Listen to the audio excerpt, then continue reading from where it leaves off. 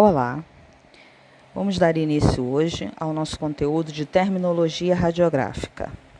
Muitas das vezes nos livros nós vemos essa parte citada dentro de generalidades, que é a parte inicial do posicionamento radiográfico. É essencial que cada pessoa que deseja trabalhar como técnico de radiologia compreenda a terminologia utilizada no posicionamento radiográfico médico. Todos os posicionamentos aqui descritos são de maneira técnica, em alguns casos estarão adicionados nomes próprios, referindo-se à pessoa que descreveu pela primeira vez o posicionamento. Então, nós temos, dentro das incidências radiográficas, o posicionamento de rotina mínima, o posicionamento adicional, métodos, técnicas.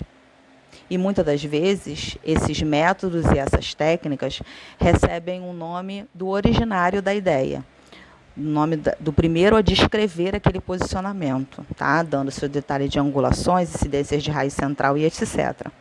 Então, normalmente, dentro de cada incidência radiográfica, nós temos as básicas, as especiais e, em alguns casos, temos também métodos dentro de uma mesma estrutura anatômica e o seu posicionamento, tá?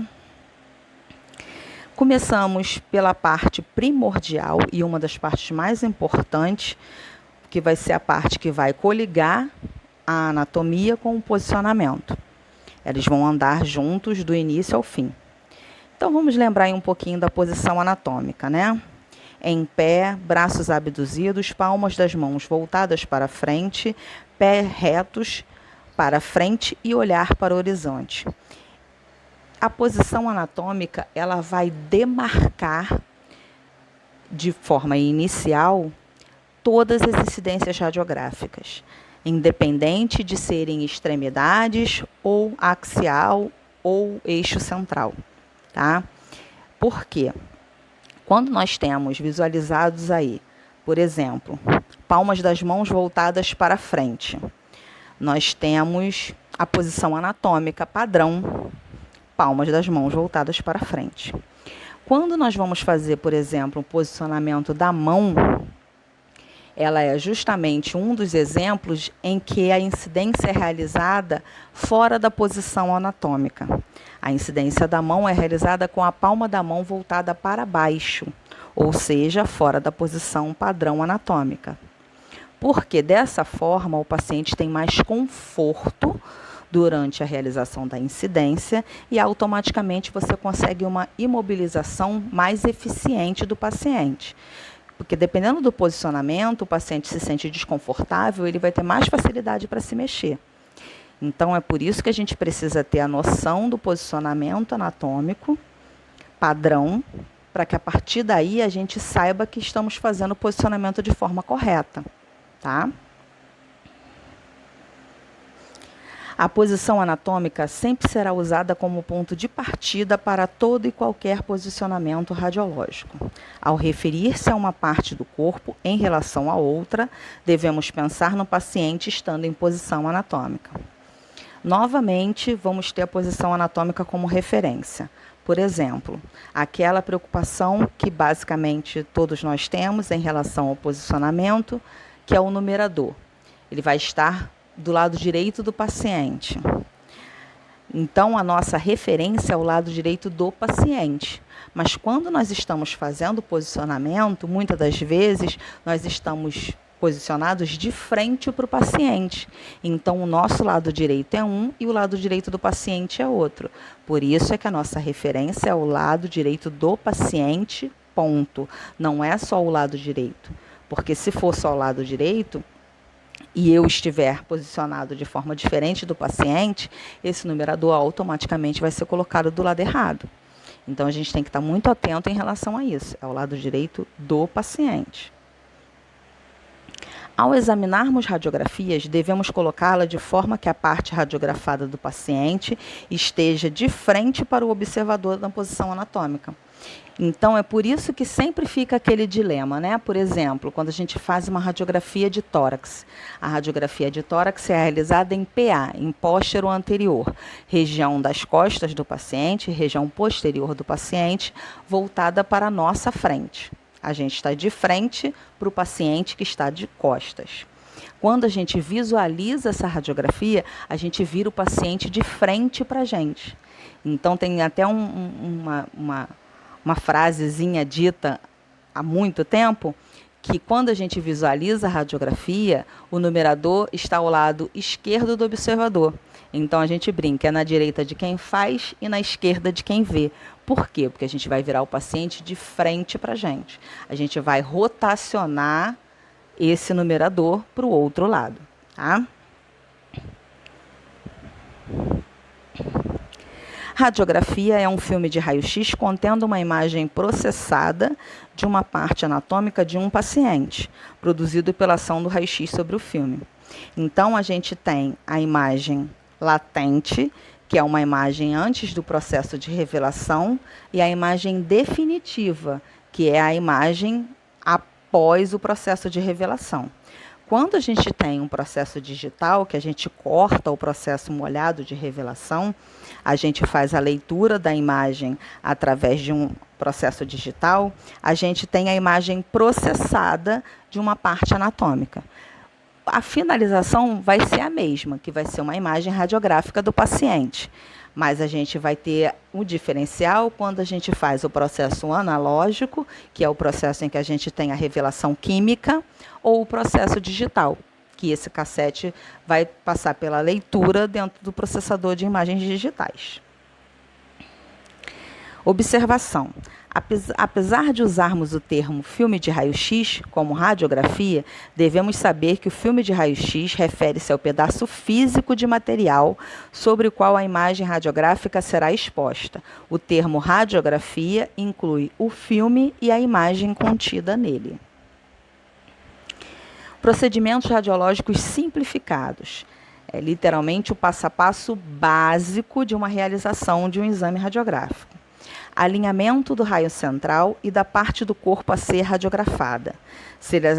Seleção de medidas de proteção. Seleção de fatores radiológicos. Realização da exposição e revelação do filme. Então, sempre que nós vamos realizar o processo de exame radiográfico, nós temos que seguir um passo a passo. Por exemplo, eu não posso entrar com um paciente na minha sala. Vamos supor que eu vou realizar o exame na estativa. Eu entro com o paciente na minha sala, primeiro posiciono o paciente, para após esse posicionamento, eu centralizar o raio central voltado para a estativa. Por quê? Eu vou tirar o paciente da posição que eu já coloquei, centralizar o raio central, para depois novamente colocar esse paciente de volta na estativa e realizar o meu processo. Isso acaba demorando o processo como um todo e isso passa insegurança para o paciente, porque ele acha que você precisou refazer porque você não sabia o que você estava fazendo.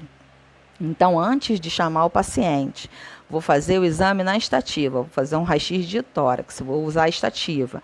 Eu centralizo o raio central voltado para a estativa, no centro da estativa, chamo o paciente, posiciono e aí eu subo ou desço a estativa e minha ampola, dependendo da altura do paciente que eu vou realizar o exame, tá?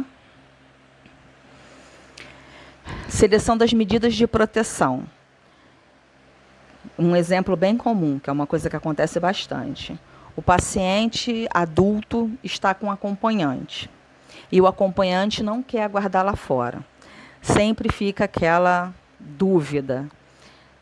O tempo que eu vou perder explicando a essa paciente, explicando a essa acompanhante que ela não pode ficar lá dentro durante a realização do exame por causa da exposição à radiação, eu vou levar menos tempo se eu informá-la sobre o que eu preciso, trazê-la para trás do biombo e realizar a exposição, tá? Por quê? Porque esse paciente que está realizando o exame não precisa de contenção, então ela não precisa ficar exposta, tá?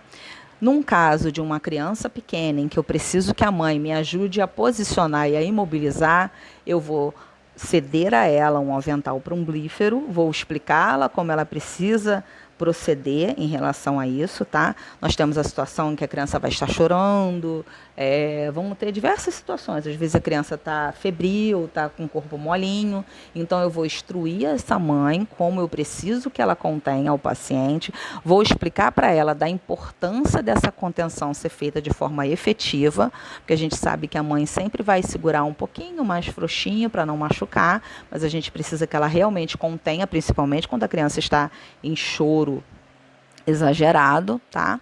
A gente precisa explicar da importância de não repetir aquele exame. Então, a gente vai explicar para ela que cada vez que a gente repete a radiografia, os dois estão sendo expostos à radiação sem necessidade, que você precisa que ela segure ele bem firme para que você faça uma vez só a exposição, tá? E para isso você vai seguir os outros 2 fatores, né? Que é a seleção dos fatores radiográficos e o posicionamento correto. Então, a sua parte precisa também estar correta para que realmente não seja necessário a repetição. Porque reza a lenda, né, como dizem, de que quando você vai repetir uma radiografia, é só você chegar lá e falar para o paciente que ele se mexeu e você precisa repetir. Tudo bem, numa situação de extrema necessidade, acontece, por exemplo, às vezes no processo molhado de revelação, em que ocorre algo errado com a processadora e o filme acaba se deteriorando ou prendendo dentro da reveladora em alguma parte do processo em que você perde essa radiografia e você precisa repeti-la. Então, é um caso que fugiu totalmente ao seu controle.